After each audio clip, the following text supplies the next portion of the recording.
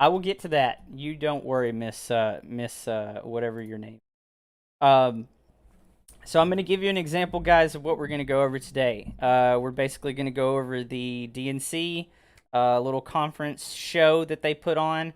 Um, and I'm going to go over the warnings that they gave us, and you can decide from there how you feel about it. So you kind of heard a little bit of that right there, but I'm going to go ahead and play it again, and I'm going to listen to it as well on my end, and we'll talk about each one as we go. And yeah, I hope this is very informational. So we'll go ahead with threat to the country numero uno, Miss Michael Obama. If you think things cannot possibly get worse, trust me, they can and they will if we don't make a change in this election. If we have any hope of ending this chaos, we have got to vote for Joe Biden like our lives depend on it.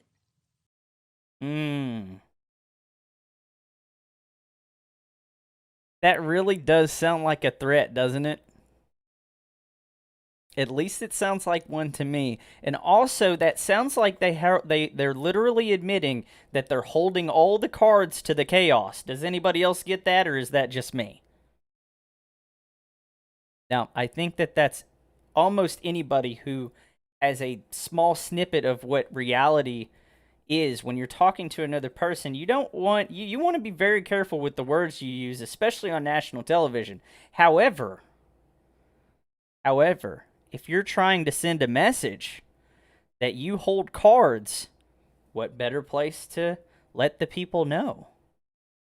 Guys, that was a threat, okay? And it's going to be followed up by threat number 2. Are we ready for this? Let me go ahead and get this set up on my end. All right, here we go.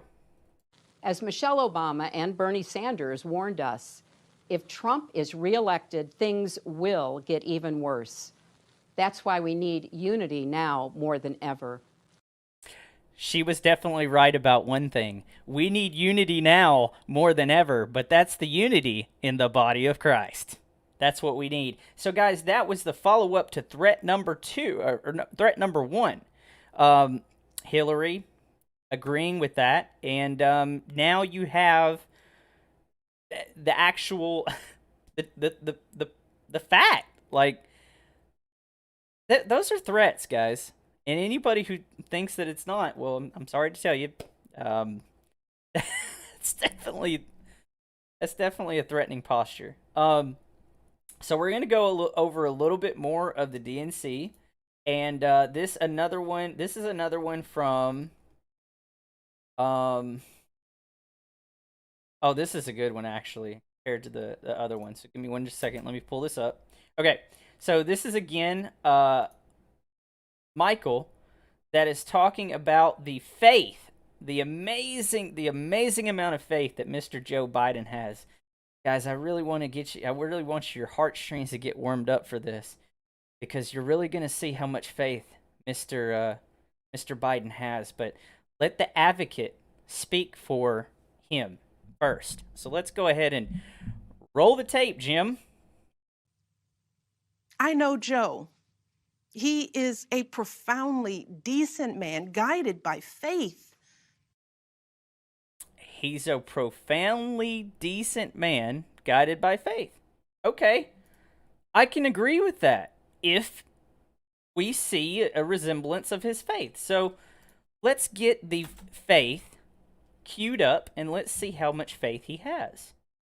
I want to see this. Okay, here we go.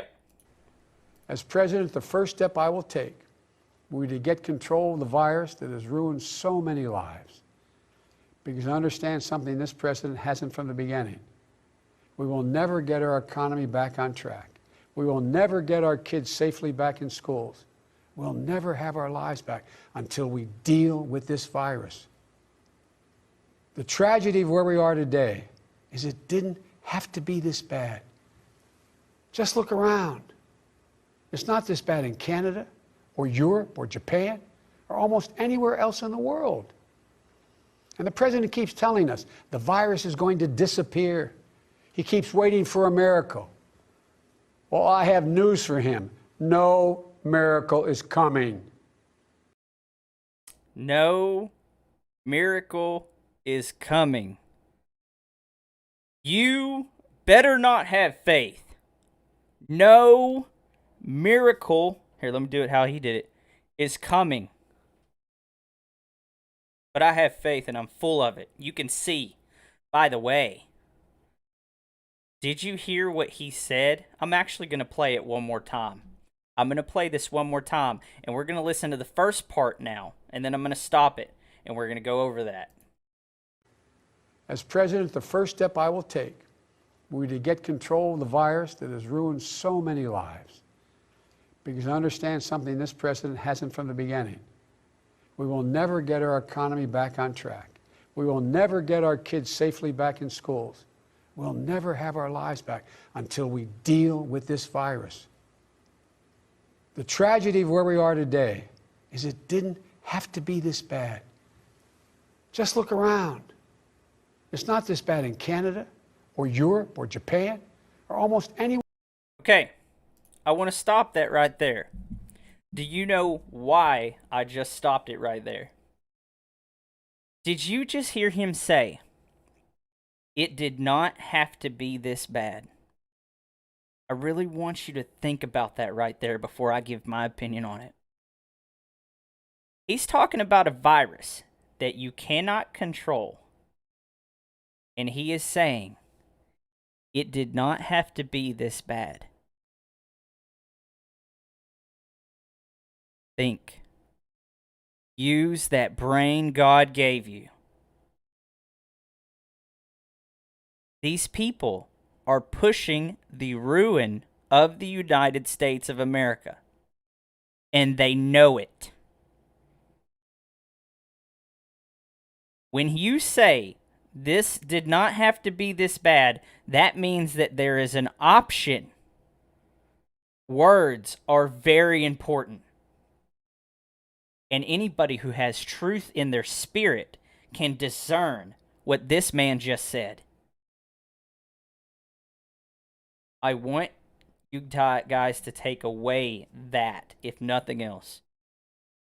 Now, this is just one more clip I'm going to play. And I got to pull it up. I accidentally closed out the clips. But here it is. All right, so this is the last one that I'm going to play. And this is titled, Who Has Control? Here we go. Roll that beautiful bean footage, Jim. If I can find it. There it is. Okay, here we go. Sorry about that. We'll put politics aside. We'll take the muzzle off our experts so the public gets the information they need and deserve. Honest, unvarnished truth. Okay, again, they condemn themselves. What did he just say? We'll take the muzzle off our experts. Does that tell you that the muzzle has been on the experts? Does that tell you that?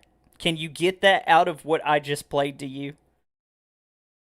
So, right now, we have an option that didn't have to be an option, but because we have a virus that we obviously can control, which they claim we can't.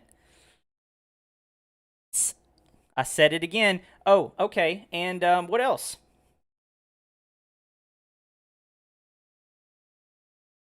Guys,